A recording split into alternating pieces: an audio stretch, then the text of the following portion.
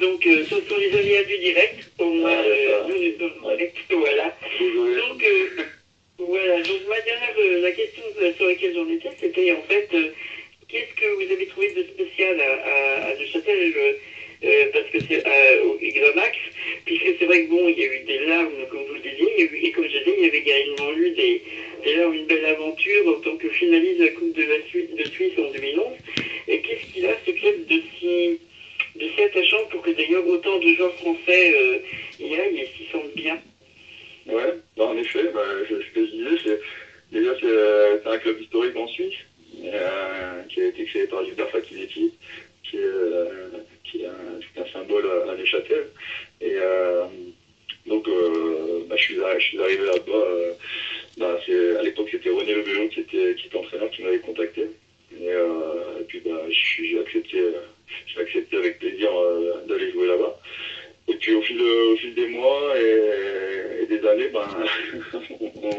je me plaisais de plus en plus.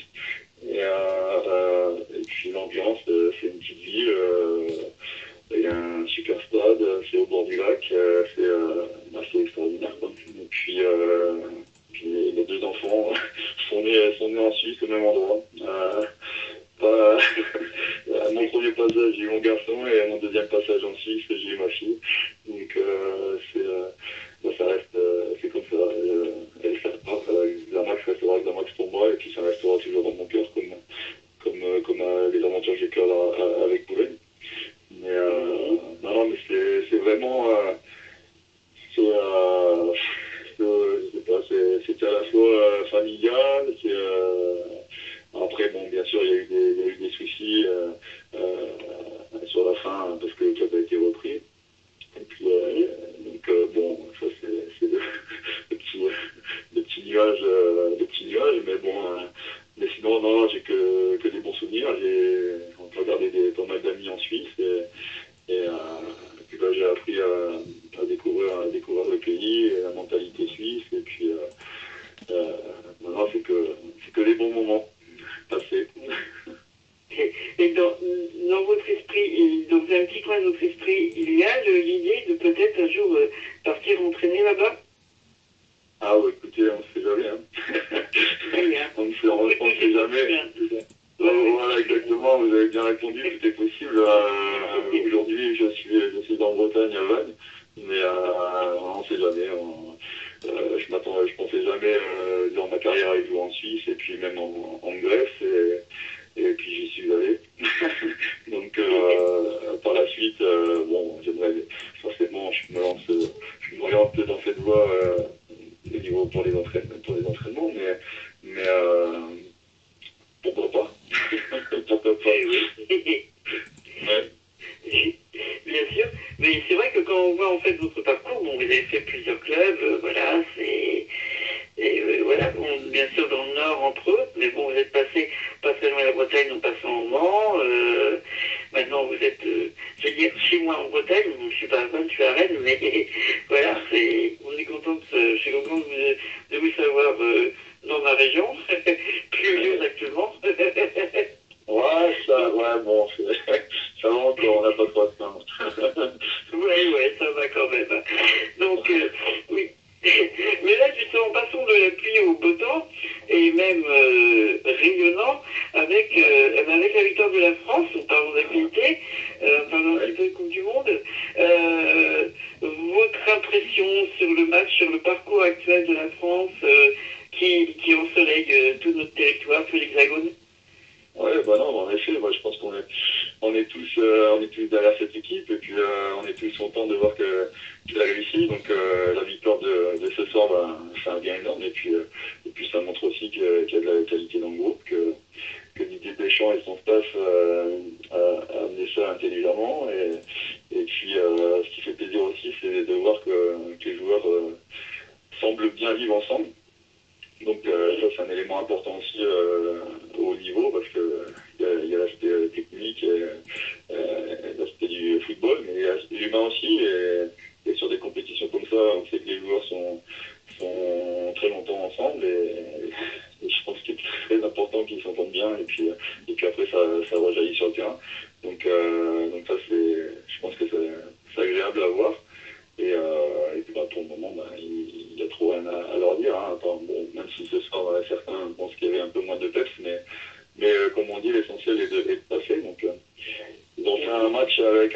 il y avait un peu moins de jus, comme on dit, mais ils ont quand même ils ont quand même créé des belles situations et puis ils ont su mettre des buts.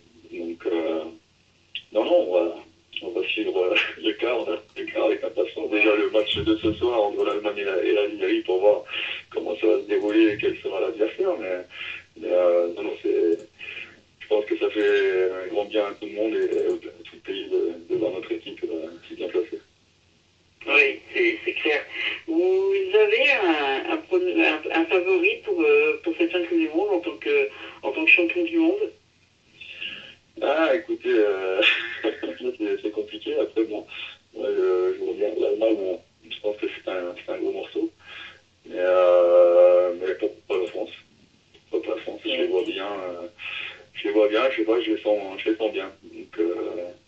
Donc on verra. Puis, ouais. Je vais défendre mon équipe et puis, oui, puis voilà. Non, donc on sent quand même que depuis le match contre l'Ukraine, il y a eu une libération mentale de la part des joueurs. Il y a quelque chose qui a l'air de s'être passé d'un point de vue du mental qui fait qu'ils ont amélioré considérablement leur qualité de jeu, je dirais. Puis il y a vraiment quelque chose de plus solide. C'est vrai qu'on peut en venir à espérer. De ce côté-là, alors on parle de ça, je voudrais passer brièvement sur un peu sur le foot féminin, parce qu'en ce qui me concerne, je suis le monsieur foot féminin de notre station, et j'aimerais savoir en fait ce que vous savez du foot féminin, si vous suivez un peu ce que vous en pensez. Oui, bah, je suis un peu de loin forcément. Je vais me faire discuter parce que bon, dans le Nord-Pas-de-Calais, il y a Jeff Snarski qui s'occupait des féminines aussi. Et puis j'ai un copain il y a Florian Ghisolfi aussi qui est du côté de Reims où ils sont en train de créer une section féminine qui sera responsable aussi et qui est en formation avec moi. Donc je vais me faire discuter s'ils écoutent l'interview.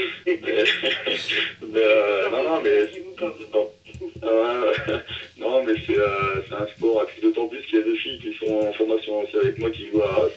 Donc c'est vraiment le sport qui se développe aussi de plus en plus. Hein. On en parle, ça commence à être bien médiatisé. L'équipe de France,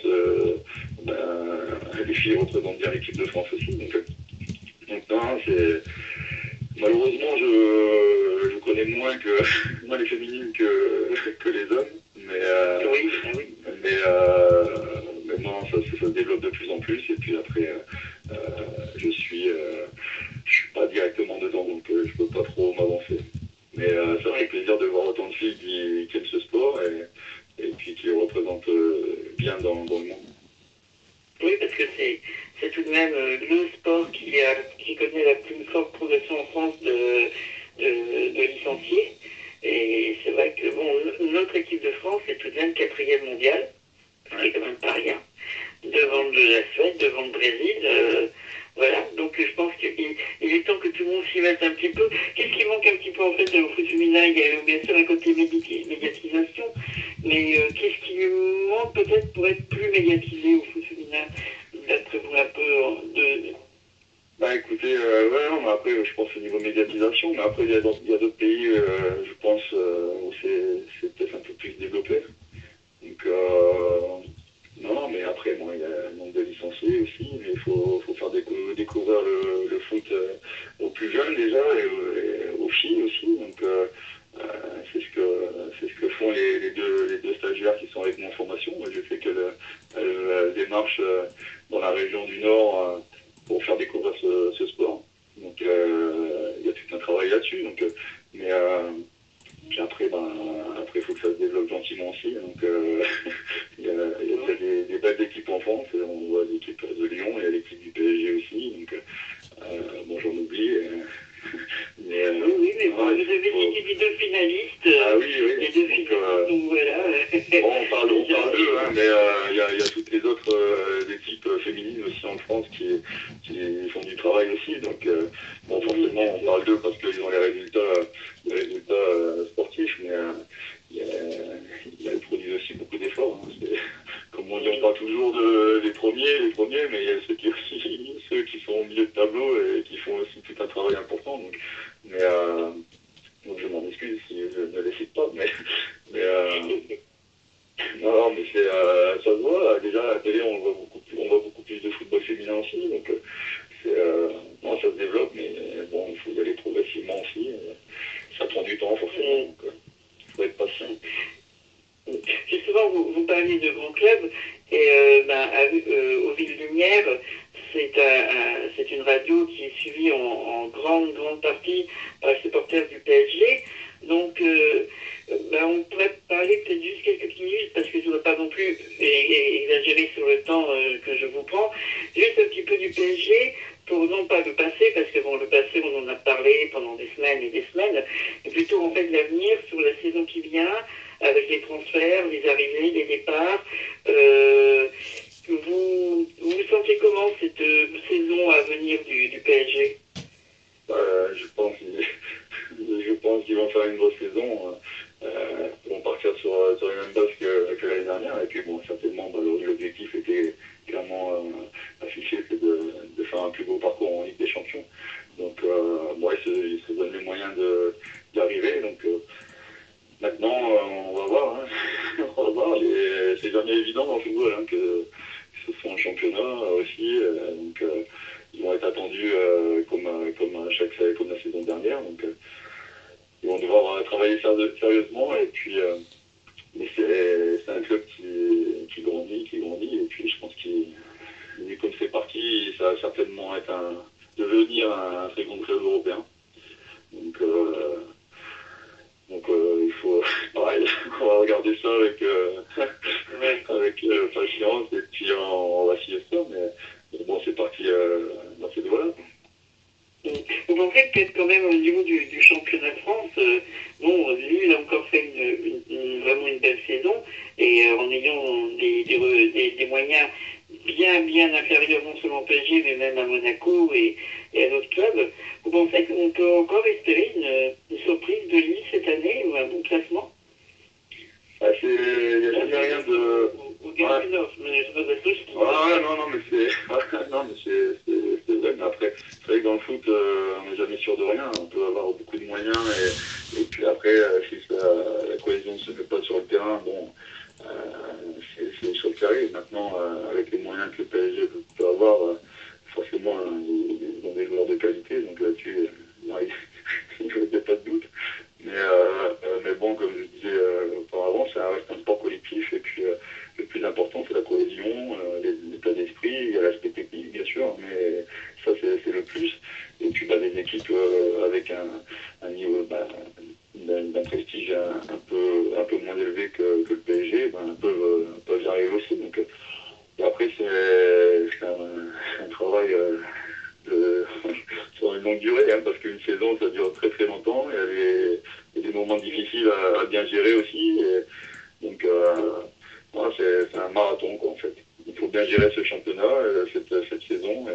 C'est pas évident, mais il y a toujours des petites surprises. Donc, on n'est jamais à l'abri de rien. Donc, c'est ce qui fait la beauté du foot. Hein. Sinon, ce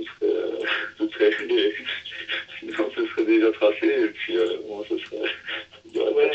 Personne n'aurait envie de regarder, en tout cas pas grand monde, c'est sûr. Voilà, donc c'est ça qui est justement, donc c'est que des fois les petits peuvent faire quelque chose. Hein. Moi j'étais bien placé, même de mon expérience à Boulogne, on était le petit poussé, et puis on est monté progressivement. Donc voilà, c'est la beauté du foot. Et oui, et bien en tout cas, on vous souhaite exactement la même chose avec Val. Moi, d'autant plus, sans être vraiment trop breton. Je vous souhaite que d'autant plus.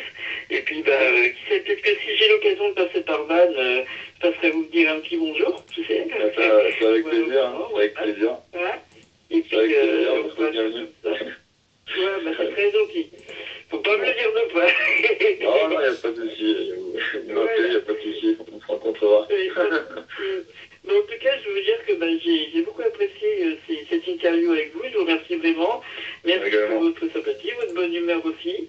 Et puis, on vous souhaite le meilleur ici aux Villes-Lumière. Et puis, ma part, de la part de la station et puis aussi des auditeurs en fait.